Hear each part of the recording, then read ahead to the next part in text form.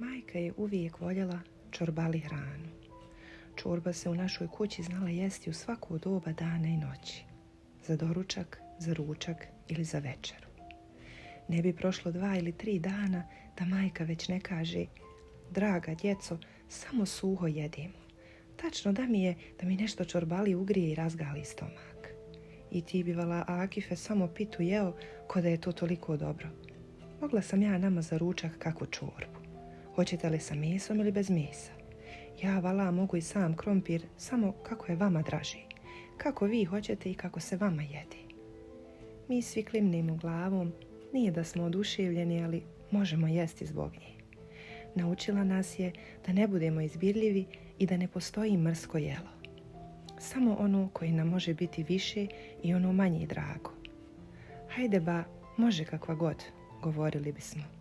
A ona bi ubacila krompira i povrća i začas kuhala najukusniju čorbu. Mi smo bili siti, a majka bi nakon jela rekla: jest mi i godila.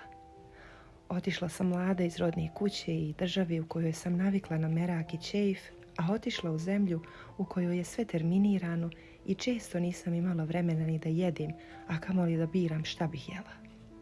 Na poslu su me znali pozvati i sa pauze, pa bih i onu suhu bročnu ostavila nedovršenu.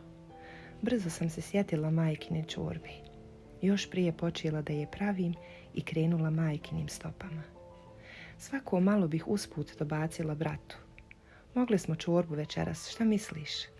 Za stolom bismo nijemo jeli i kao da smo tom šutnjom jedno drugom govorili, da bi majka sad dodala: jest mi i godila.